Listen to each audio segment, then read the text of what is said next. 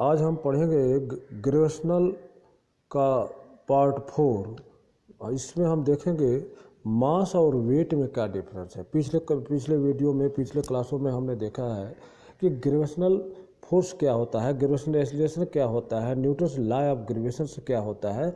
तो उसी के क्रम में अब हम इसको डिफाइन करेंगे मास और वेट। मास और वेट हम भी सब लोग नाम सुने हैं, मास क्या है, वेट है, लेकिन यहाँ थोड़ा कन्फ्यूजन है, क्या मास वेट के बराबर होता है या वेट मास के बराबर होता है। तो साइंस के अनुसार इसको हम डिफाइन करेंगे, इसको क्लियर कंसेप्ट करेंगे, कंसेप्ट का क्लियर हो, क्योंकि हर न्यूमेरिकल में मास और वेट में हम डिफरेंस यहाँ देखेंगे। मास अलग होता है किसी ऑब्जेक्ट का, किसी ऑब्जेक्ट का वेट अलग होता है। अब ये क्या है मास, जब हम पिछले चैप्टरों में पढ़े हैं मास क्या है, तो mass is a measurement of the inertia. किसी ऑब्जेक्ट में जो इनर्शिया का मेजरमेंट है वो मास है। We can measure mass of an object by its inertia. Mass तो हुआ इनर्शिया, या मास को हम ये कहें total quantity of matter content in an object is called mass of object. यानी किसी ऑब्जेक्ट की टोटल क्वांटिटी, उसमें मटेरियल कितना है, उसमें पदार्थ कितना है, उसकी मात्रा को हम कहेंगे mass. Mass of an object remain constant all place. कहीं भी जाएंगे मास कांस्टेंट नहीं, कांस्टेंट होता है, वेरिएबल नहीं होता है। इसके अपोजिट वेट क्या है, weight is a attraction force by the earth. Gravitational attraction का एक फोर्स है, the gravitational force by which earth attract the object is called weight of an. मतलब कि वेट जो है एक तरह से फोर्स है जो ऑब्जेक्ट पर लगता है। Weight of object is a difference in different place. Weight जो है वेरी करता है और मास हमारा वैल्यू नहीं करता है। मास है हर जगह पर एक ही रहता है। तो मास एक तरह से क्या हुआ, स्केलर क्वांटिटी हुआ। वेट क्या है, वेक्टर क्वांटिटी है। वेट में फोर्स है, और यानी weight W equal to weight को W equal to mass into g, mass into g. यही है किसी ऑब्जेक्ट पर लगने वाला फोर्स, किसी ऑब्जेक्ट पर नीचे अर्थ की तरफ लगने वाला फोर्स मास है। अगर m है तो m इंटू जी होता है। तो ये m W, इसको इस फोर्स को ही हम कहेंगे weight. Weight is equal to weight of object is a gravitational force of the at the object by the earth. और मास इज ए कांस्टेंट है, mass of object remain constant at all place. Measurement of the mass is done by using mass को हम कैसे major करते हैं, वो जो तराजू से करते हैं या बीम बैलेंस से वेट करते हैं। Uh measurement of weight is done by the using spring balance. Weight को हम स्प्रिंग बैलेंस, वो ग्रेविटेशनल फोर्स को खींचता है। Mass does not change even value is zero at any place.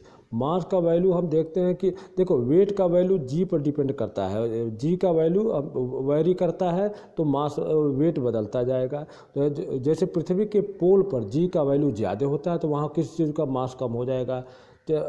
और इसी तरह से मून पर जाएंगे तो मून पर जो है, मून पर जी का वैल्यू कम होता है। पृथ्वी के जी के वैल्यू ग्रेविटेशनल एक्सीलरेशन के वैल्यू का 1/6 होता है। तो हम मून पर जाएंगे तो वहाँ पर वेट भी 1/6 हो जाएगा। अगर किसी आदमी का वेट अर्थ पर 60 kg है, वो मून पर अगर पहुँचता है तो वह उसका 1/6 हो जाएगा, यानी 10 kg हो जाएगा। इस चीज़ को अभी हम आगे प्रूफ करेंगे। अभी हम देखते हैं मास और वेट में अंतर क्या है। तो वेट इज ए फोर्स, है ना, attraction force by the earth, और mass is a quantity of matter content in the object is a called mass of the object. तो मास किसी ऑब्जेक्ट का, किसी वस्तु की मटेरियल की मात्रा है, क्वांटिटी है। और वेट क्या है, उस मटेरियल पर लगने वाला अर्थ का फोर्स है। तो फोर्स एक तरह से, वेट एक तरह से फोर्स होता है। force with which an object is attracted by the earth is called weight। तो वेट W बराबर हो जाएगा m इंटू जी, और यूनिट इसकी क्या होगी, हम देखेंगे वेट बराबर हो गया मास into ji.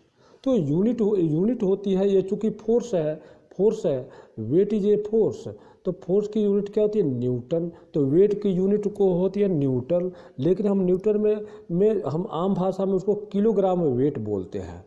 1 kilogram weight equal to 9.8, 1 kilogram weight की यूनिट किलोग्राम वेट होता है, या उसी को न्यूटन कहेंगे यानी 1 किलोग्राम वेट को बराबर 9.8 न्यूटन। ये क्या होता है, इस है when gravitational force of earth that act on 1 kg mass is called 1 kg weight। जब 1 kg मास पर 1 न्यूटन का फोर्स लगता है 1 kg मास, तो उसको कहते हैं 1 किलोग्राम, जैसे 1 kg मास है, 1 kg मास है, तो इस पर जब 1 न्यूटन का फोर्स लगेगा, 1 न्यूटन का फोर्स लगेगा, तो इसका इस मास को कहेंगे 1 kg वेट, है ना। जब when the gravitational force of the earth act on 1 kg is called 1 kg wait.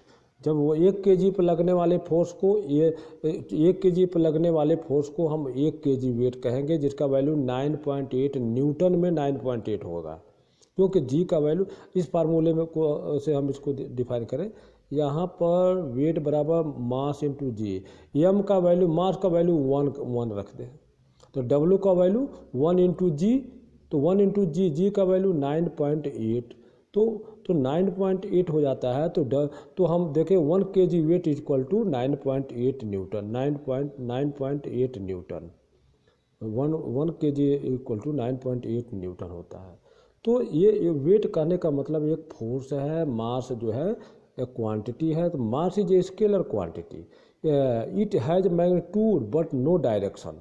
अब वेट का डायरेक्शन कहाँ होता है, वेट जो है पृथ्वी के अट्रैक्शन फोर्स से नीचे की तरफ आता है, मास वेरी नहीं करता है, मास हर जगह कांस्टेंट रहता है, मास कभी नहीं बदलता है, किसी ऑब्जेक्ट में जो मटेरियल है वो कभी नहीं बदलता है, लेकिन उस पर लगने वाला फोर्स बदलता है। हम जानते हैं कि फोर्स जी पर डिपेंड करता है।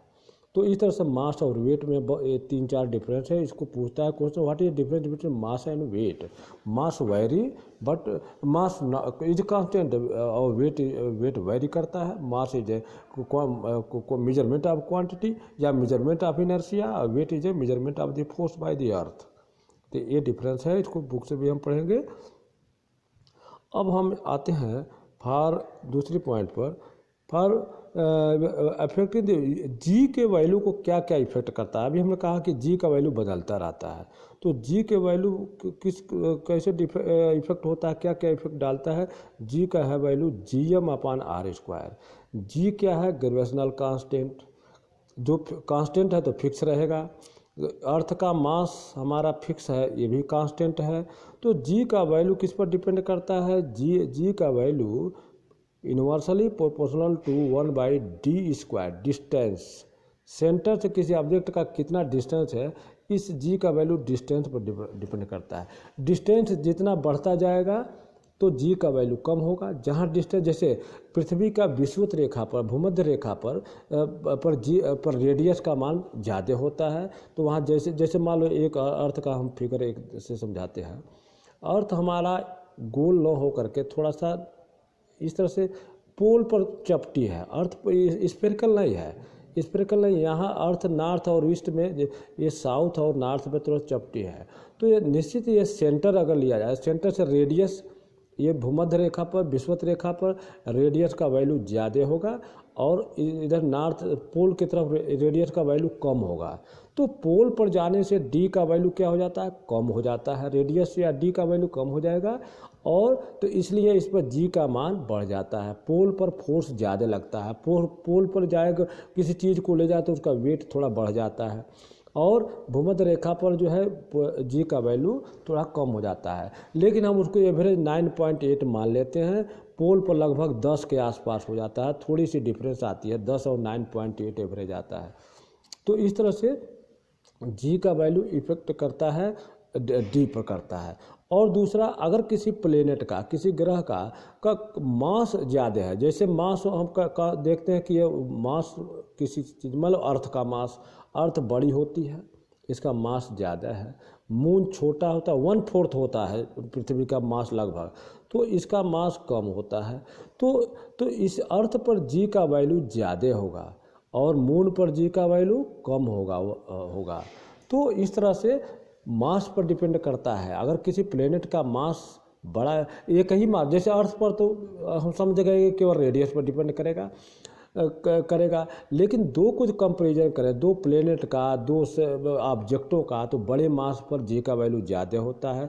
पृथ्वी से भी जो बड़ा प्लेनेट है जैसे बृहस्पति है, मंगल है, तो उस पर जी का वैल्यू और ज़्यादा होता है। तो इस तरह से छोटे पर जो है जी का वैल्यू कम होता है, बड़े पर जी का वैल्यू ज़्यादा होता है। तो इस तरह से मास और रेडियस पर डिपेंड करता है जी का वैल्यू। तो जी इज प्रोपोर्शनल टू, यहाँ दिखाया गया है, g is proportional to mass of, M I का मतलब mass of earth, g is proportional to D, object कितना सेंटर से कितना दूर है डी पर डिपेंड करता है, या रेडियस के इनवर्सली प्रोपोर्शनल होता है। तो दो बातों पर जी का डिपेंड करता है।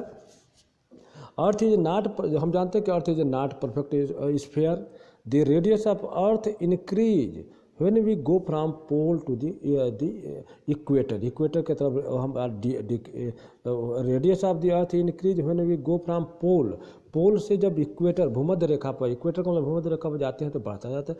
Therefore in most of the calculation we can take a constant at the surface, इसमें सरफेस पर हम लगभग कांस्टेंट मान लेते हैं earth of the, but we move away from the earth we can use this formula solving the problem. तो इस फार्मूले को हम न्यूमेरिकल में यूज करते हैं सॉल्व करने के लिए, अर्थ के जनरल के लिए, ठीक है। द वेट ऑफ एन, अब एक क्वेश्चन आता है, वेट ऑफ, प्रूव करो कि weight of an object on the moon is 1/6 of the weight on the earth, किसी भी ऑब्जेक्ट का अर्थ के पर जो वेट होता है मून पर जाने पर, चंद्रमा पर जाने पर उसका वेट 1/6 हो जाता है। या ये कहें चंद्रमा का पर ग्रेविटेशनल एक्सीलरेशन मून के ग्रेविटेशनल एक्सीलरेशन का 1/6 होता है। जीएम का मतलब ग्रेविटेशनल एक्सीलरेशन एट मून, जी का मतलब ग्रेविटेशनल एक्सीलरेशन एट अर्थ। तो मून पर ग्रेविटेशनल एक्सीलरेशन पृथ्वी के ग्रेविटेशनल एक्सीलरेशन का 1/6 होता है। तो उसका वेट भी, कोई आदमी अगर पृथ्वी पर 60 kg का है, पृथ्वी पर यहाँ किसी आदमी का वजन 60 kg है, मून पर जाएगा तो वो 10 kg का हो जाएगा, उसका वेट, मास नहीं, वेट 10 kg हो जाएगा। तो ये कैसे प्रूव करेंगे कि 1/6 होता है? तो हम यहाँ पर फार्मूले से कैलकुलेट करते हैं। ये क्वेश्चन बन जाता है 3 या 4 नंबर के, कि हम फार्मूले लिखते हैं। यहाँ पर फार्मूले को ध्यान से देखें, ये फार्मूले यहाँ दिखाया गया है को, एफ ई का मतलब फोर्स ऑन अर्थ, फोर्स का अर्थ का हम जानते हैं कि फार्मूला Gm/r², पीछे पढ़े हैं न्यूटन के ग्रेविटेशनल कांस्टेंट के रूल के अनुसार, एफ ई बराबर Gm/r²। एम ई लिखा है अर्थ ऑफ मास, एम का मतलब मून का मास, तो एफ ई अर्थ पर लगने वाला फोर्स, एफ एम मून पर लगने वाला फोर्स। तो मून पर लगने वाला फोर्स का नीचे फार्मूला दिया गया है, दो, ऊपर वाले में अर्थ का रेडियस, नीचे वाले में मून का रेडियस, ऊपर वाले में अर्थ का मास, नीचे वाले में मून का मास। तो दोनों को जब डिवाइड करते हैं तो क्या कट जाएगा? इसमें जी से जी तो कांस्टेंट होता, कट जाएगा। कोई ऑब्जेक्ट को मास है तो मास का वैल्यू कांस्टेंट होता है, वो भी कट जाएगा।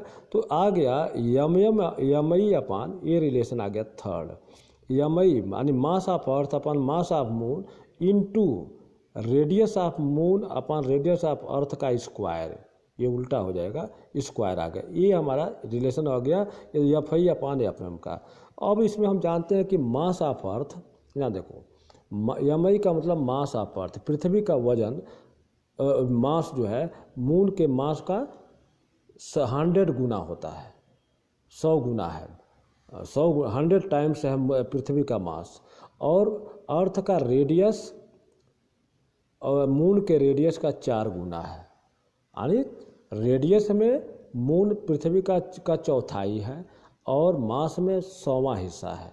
तो हम इस रिलेशन में, इस ऊपर वाले तीसरे रिलेशन में हम यहाँ रखें एम आई अपान एम एम का मतलब अर्थ का मास 100 रखें तो मून का मास 1 आएगा, और radius of moon upon radius of earth 1/4, square करके काटे तो आता है लगभग अप्रोक्स 6 के आसपास आता है। क्रॉस मल्टीप्लाई करें तो हम पाते हैं एफ आई बराबर, यहाँ देखो एफ आई बराबर यानी फोर्स ऑन अर्थ बराबर 6 इंटू फोर्स ऑन एम, इसी को कहेंगे weight. Weight on the earth बराबर 1/6 weight on weight on earth बराबर 6 इंटू वेट ऑन मून, यानी चंद्रमा पर वेट के 6 गुना होता है। पृथ्वी पर किसी चीज़ का वजन चंद्रमा के पर लगने वाले वजन के 6 गुना होता है, या उल्टा पृथ्वी पर किसी चीज़ का वजन 6 किलो है तो चंद्रमा पर 1 किलो होगा, या मून पर अगर 1 किलो है तो पृथ्वी पर 6 किलो होगा उसका वजन। उसी के अनुसार किसी आदमी का वजन अगर 60 किलो पृथ्वी पर है, अर्थ पर है, तो चंद्रमा पर जाएगा तो 10 किलो वजन आएगा। यहाँ आदमी कम उछलता है, वहाँ थोड़ी सी फोर्स लगाने में ज़्यादा उछल जाएगा, वो भी एक फार्मूले से निकलेगा। तो एक क्वेश्चन बनता है कि prove that force weight on the moon is 1/6 of the weight on the earth of any object, या जी के भाषा में कहेगा कि gravitational acceleration on the moon is 1/6 of the gravitational acceleration on the earth. तो इसी फार्मूले से डिवाइड करके हम दोनों का रिलेशन निकालेंगे तो 1/6 आएगा। एफ आई बराबर 6 एम, एफ आई से निकल जाएगा ये 6 जी बराबर एफ आई जानते हैं कि फोर्स एम इंटू जी होता है, तो एम कट गया तो जी बराबर 6 जी एम, यानी अर्थ का ग्रेविटेशनल एक्सेलरेशन चंद्रमा ग्रेविटेशनल एक्सेलरेशन का 6 गुना है। ठीक है, क्योंकि अर्थ का शेप बड़ा है, 100 गुना है मून का, और चंद्रमा का छोटा है, मून का छोटा है, और रेडियस इसका 4 गुना है ना। तो इनको जब डिवाइड करेंगे दोनों पर लगने वाले फोर्स का, तो यह रिलेशन आ जाता है। तो ये इस रिलेशन को हम इसको प्रैक्टिस करना है रफ में प्रैक्टिस करने से क्या होगा कि ये क्वेश्चन जब बन करके आएगा तो हम इसको सॉल्व करेंगे। 2-3 लाइनें ध्यान रखना है, ये F I upon F M, F I का एफ का फार्मूला लिखना, ई और एम से कंफ्यूज नहीं होना है। एफ का फार्मूला अर्थ के लिए, एम का फार्मूला चंद्रमा के लिए, मून के लिए भी फोर्स का फार्मूला वही है, केवल एम ई और एम लगा दिया गया है ताकि पता चले कि यह अर्थ का है या मून का है, और उसको सॉल्व करने पर ये रिलेशन आ जाता है। तो इस तरह से एक क्वेश्चन आता है कि prove that the weight of an object on the moon is 1/6 of the weight on the earth, है ना, या gravitational prove that the gravitational on the moon is 1/6 of the gravitational on the earth. तो ये इस तरह से हम numerical को इसको हल करेंगे। तो हमने ये देखा कि मास और एक तो मास और वेट में हमारा डिफरेंस है। मास कांस्टेंट वैल्यू है, वेट वेरिएबल है, जी पर डिपेंड करता है। वेट मून पर जाएंगे तो 1/6 हो जाएगा, लेकिन मास वही रहेगा, मास नहीं बदलता है।